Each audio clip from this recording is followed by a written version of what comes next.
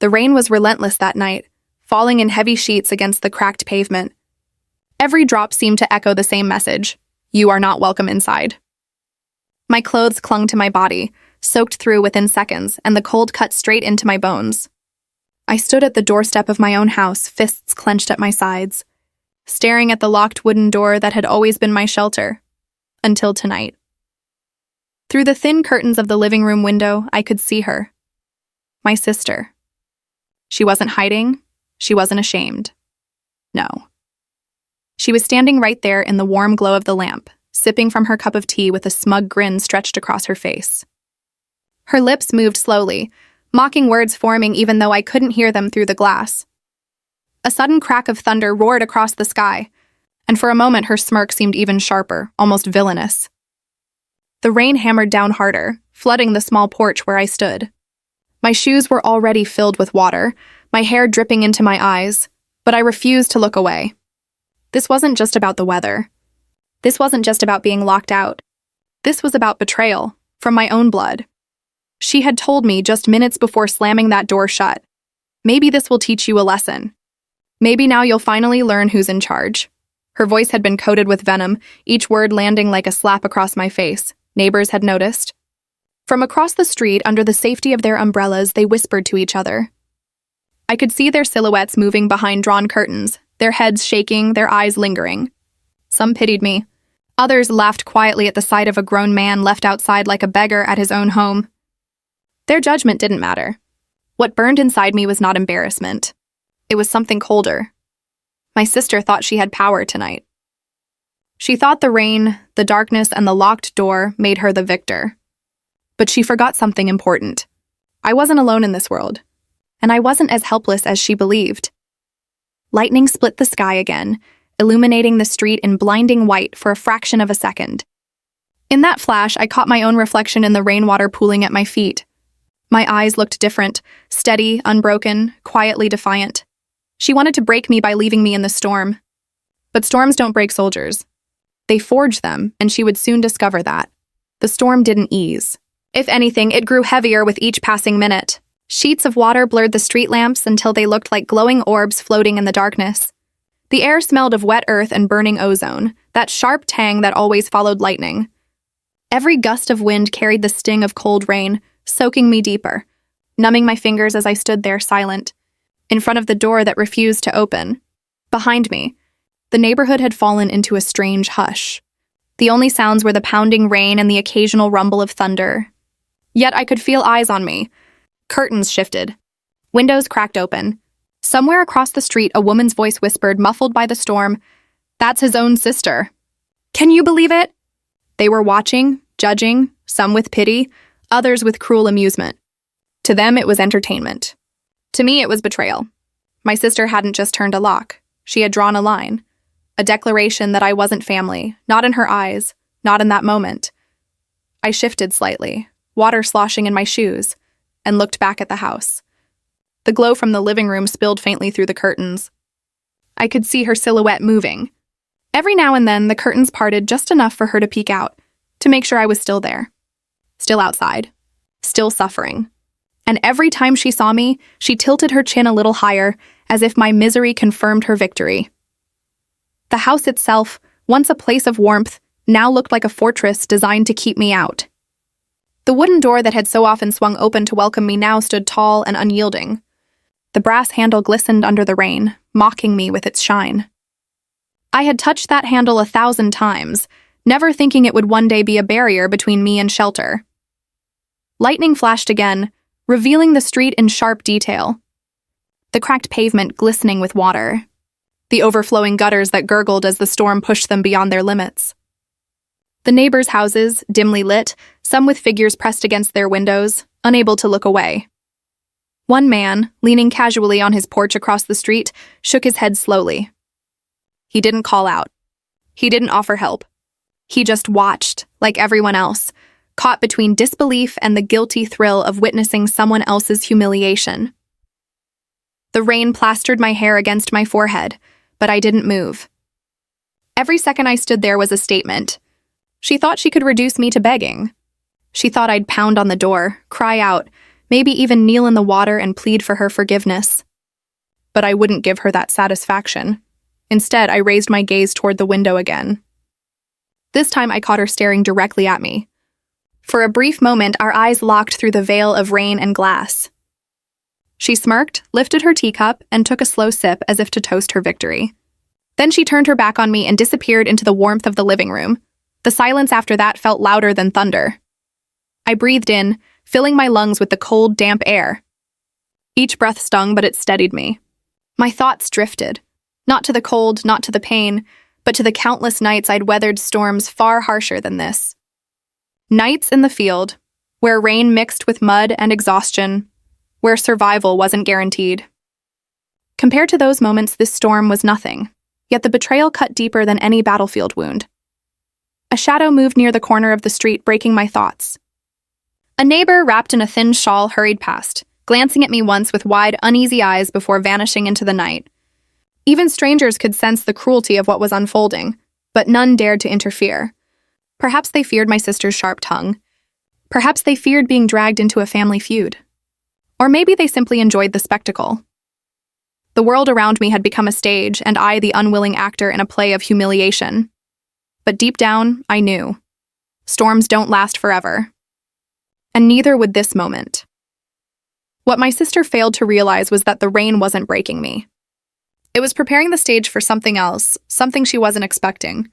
I could almost feel it approaching, like the charged silence just before lightning splits the sky. She thought she had the final word by leaving me out here. But the night wasn't done, not yet. The rain refused to stop, hammering down as if the sky itself wanted to punish me. I stood unmoving, a silent figure drenched in storm water. But inside that house, my sister's arrogance was just beginning to bloom.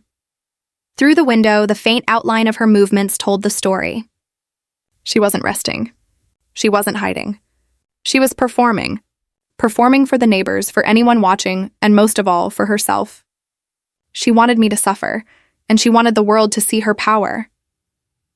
The door creaked open suddenly, not wide enough to let me in, but just a crack.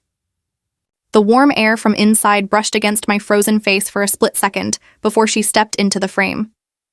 She held the door as if granting me an audience, her smile sharp, her eyes glittering with cruel amusement. "Well?" she called out, her voice rising above the rain.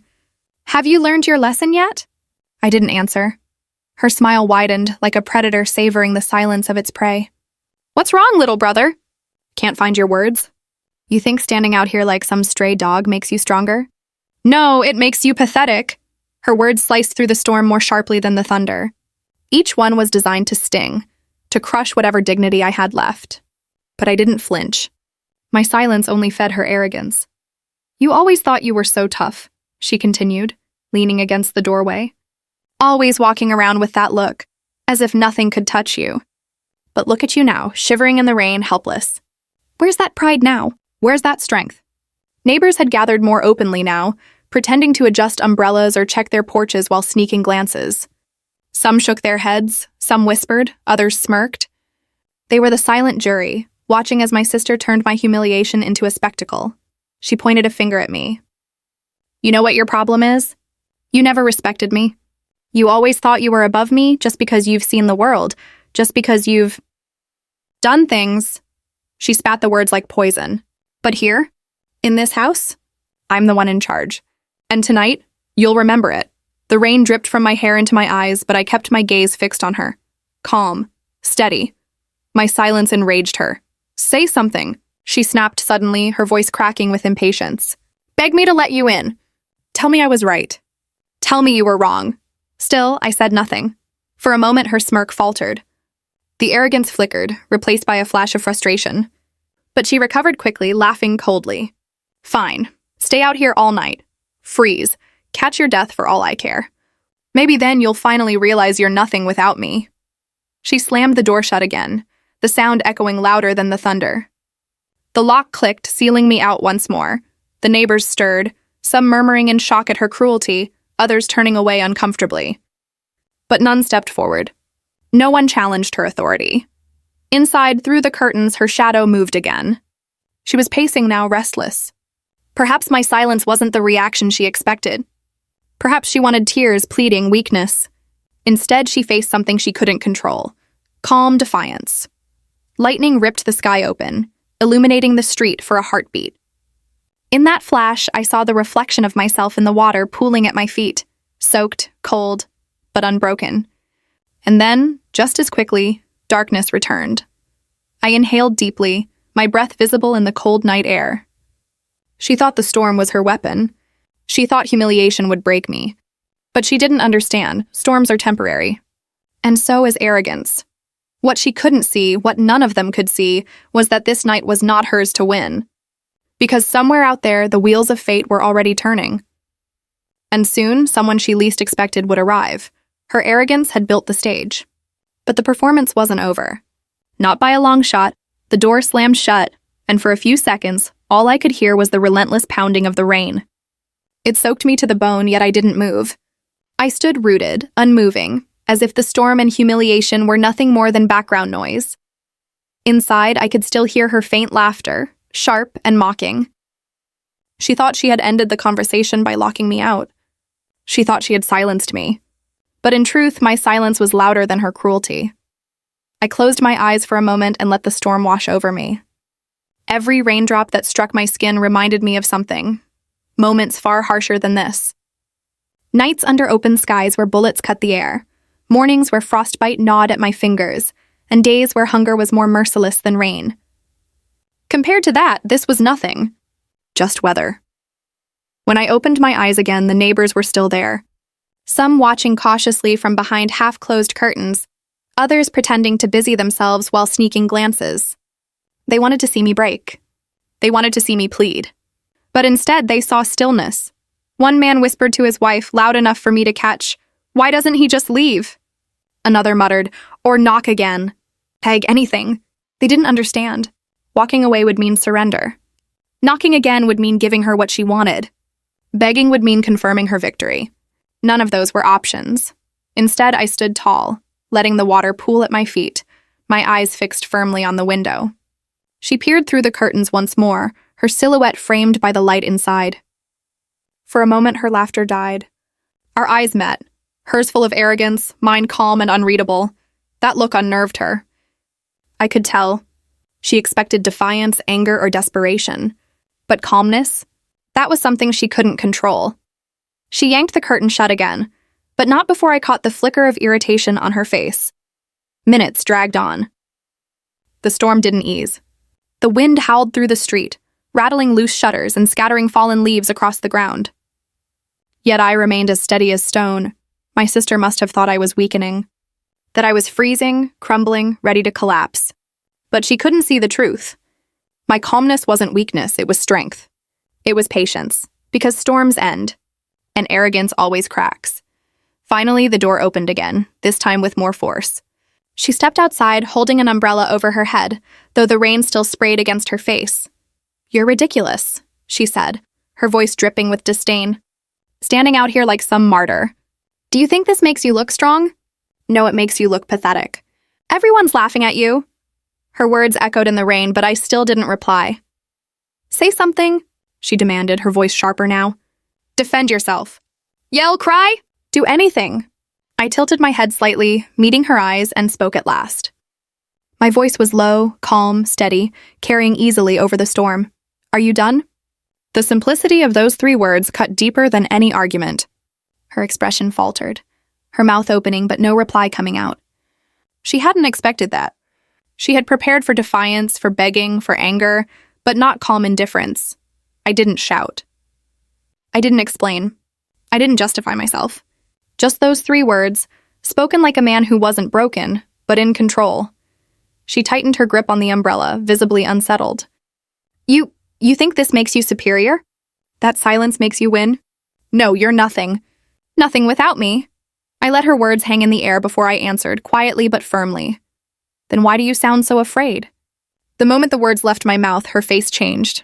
She stiffened, her mask of arrogance cracking for just a second. Around us, the neighbors stirred.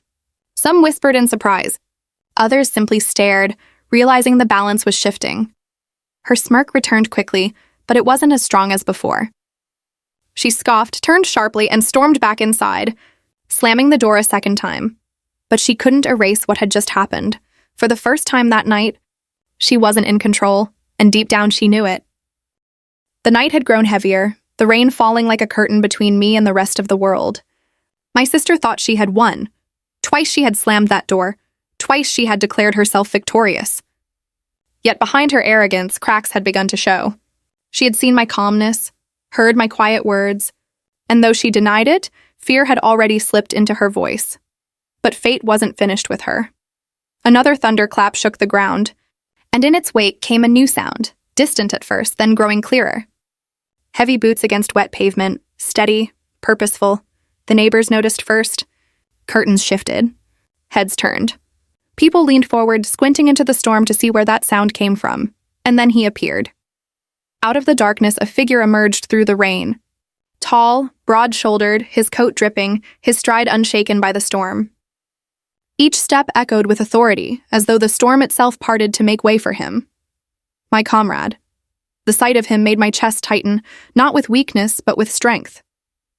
Memories of battles fought shoulder to shoulder, of nights colder than this one, of unspoken loyalty that only men who had bled together could understand. They all came rushing back in that moment. The neighbors gasped quietly. Whispers spread. "Who is that? Do you know him?" He stopped at the edge of the porch, his boots splashing into the rainwater pooling around me. His eyes scanned me briefly, steady and reassuring, before turning to the locked door. His jaw tightened. He understood immediately what had happened. Without a word, he lifted his hand and knocked, once. Not loud but firm. The kind of knock that carried weight, the kind that demanded respect. Inside, I heard movement. Quick footsteps. Then the door cracked open just as before. My sister's face appeared, ready to mock me again. But when she saw him, her smile froze. Who are you?" she stammered, her confidence faltering. The comrade's voice was deep, even, controlled. "The question is, who are you to treat him like this?" Her mouth opened and closed, no words forming. She wasn't used to being confronted, especially not by someone who radiated such authority. "He's my brother," she finally snapped, trying to regain her arrogance. "This is my house, my rules. If he wants in, he needs to beg. He needs to learn his place." The comrade stepped forward, rain dripping from his shoulders, his presence filling the porch like a shadow. His place? His tone was calm, but the weight behind it made the neighbors lean closer. His place is not outside in the storm. His place is not under your cruelty. His place is where respect lives. And clearly it doesn't live here. The neighbors murmured louder now, their whispers becoming a chorus of judgment. The jury had heard enough. My sister tried to laugh, but it was forced, brittle. "You don't know what you're talking about. He's nothing without me." For the first time that night, I spoke clearly, my voice steady as I looked at her. "If I'm nothing without you, then why are you shaking?" Her hand trembled on the doorframe. She quickly gripped it tighter, as if to steady herself. The comrade leaned closer, his eyes locked on hers. "You wanted to teach him a lesson. Tonight, you've learned yours." His words landed heavier than the thunder. The neighbors fell silent, watching every second. My sister's face drained of color, her arrogance collapsing under the weight of truth. For the first time, she had no reply. No insult, no smirk, just silence. The storm still raged around us, but it no longer mattered. The balance of power had shifted. The door she had slammed so confidently now felt like her prison, not her fortress, and as my comrade stood beside me, unshaken by rain or arrogance, the truth became undeniable. For her, for the neighbors, for everyone watching. The man she left in the rain was not a victim. He was the storm. The silence after my comrade's words was heavier than the storm itself. The rain still hammered the roof, thunder still growled across the sky, but no one heard it anymore. All eyes were on the porch, on my sister, frozen in the doorway, and on us, standing unbroken in the rain. The neighbors, who had until now whispered from behind curtains, began to step forward. One by one, umbrellas opened, doors creaked, and curious faces emerged. The storm that once made them hide inside was forgotten. What they wanted now was to witness the unfolding truth. Mrs. Daniels from across the street, always quick to gossip, muttered loudly enough for everyone to hear, "How could she do this to her own brother?" Another man shook his head. "Leaving him out there like that? In this weather? Cruel doesn't even begin to cover it." My sister heard every word. Each comment landed on her like a stone, tearing down the wall of arrogance she had built. She tried to straighten her back, force a smirk onto her lips, but her eyes betrayed her, darting nervously from face to face, looking for support that wasn't there. The comrade remained silent, letting the crowd speak. His presence alone commanded respect. His eyes never left her, sharp and steady, as if daring her to deny what everyone had already seen. "You humiliated him," an older woman said firmly, her voice rising above the storm. "We all saw it. Laughing at your own blood while he stood out here drenched. Shameful. Shame." That word struck harder than lightning. My sister flinched, her grip on the door tightening. She tried to argue, her voice trembling. "You don't understand.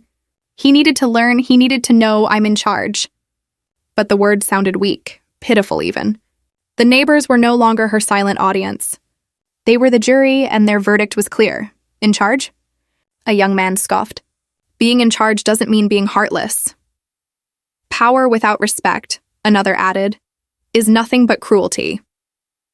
Each voice rose higher, blending with the storm until it became a chorus of judgment. My sister's face grew paler with every passing second. She turned back to me, desperate now. "Say something. Tell them it's not what it looks like. Tell them I was right." But I didn't speak. I didn't need to. My silence had already said everything. The comrade finally stepped forward, his boots thudding against the wooden porch. He didn't raise his voice. He didn't need to. His calm words cut through the storm and through her defenses. "You wanted control," he said evenly. "But look around you. Do you see anyone standing with you? Do you hear anyone defending you? No, because control built on fear and humiliation never lasts. Respect does. And respect is something you've just lost." Her breathing quickened. Her eyes darted wildly, searching for even one ally among the neighbors, but found none. The same people she once looked down upon were now staring at her with open disdain. "Cruel," someone whispered. "Heartless," another added. "Disgraceful." Each word piled on, stripping her of the power she thought she held. The jury had spoken, not with a gavel, but with the raw honesty of witnesses who had seen too much. The comrade turned slightly, his gaze shifting to the neighbors, acknowledging them as if to say, "You've seen enough. You know the truth." And they did. My sister stumbled back, her hand falling from the doorframe. For the first time all night, she looked small, not powerful, not arrogant, but cornered. The weight of judgment crushed the illusion she had worn so proudly. The storm raged on, but inside that porch, another storm had already reached its peak. The verdict was delivered not by me, not by my comrade, but by the people who had witnessed everything. Her lesson had failed. The real lesson, the one she never expected, was the one delivered tonight, and it was clear. Power gained through cruelty only ends in humiliation. The storm had not eased, but something inside the porch had shifted.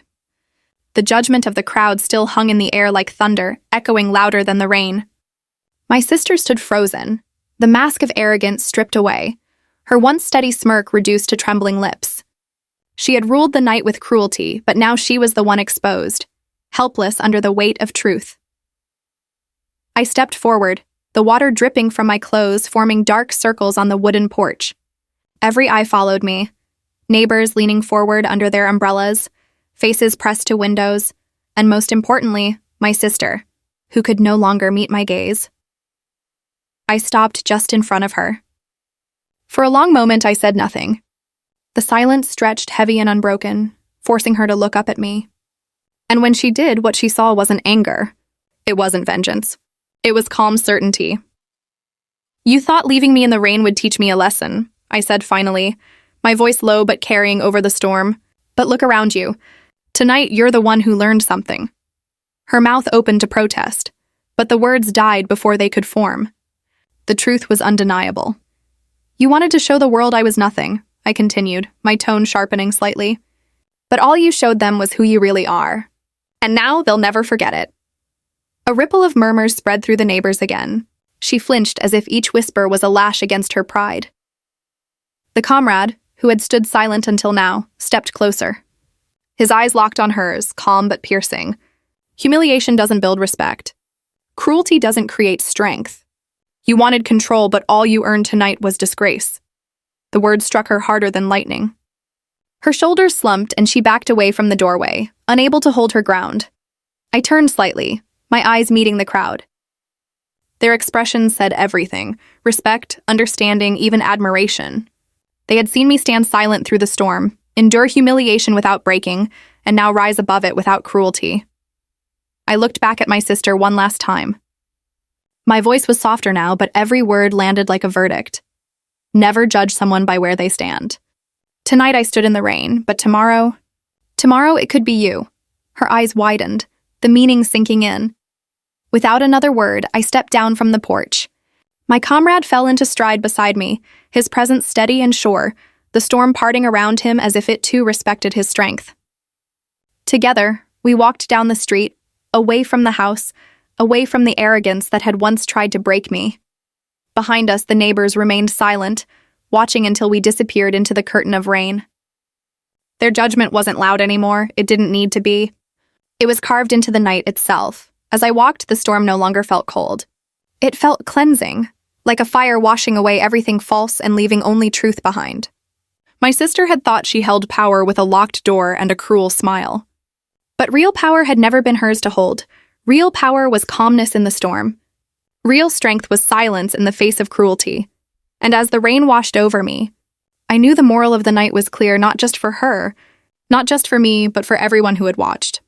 Never mistake cruelty for control. And never judge someone by their silence, for silence often hides storms you cannot withstand. The storm rumbled one last time, as though sealing the lesson into the night, and with that, the story was done.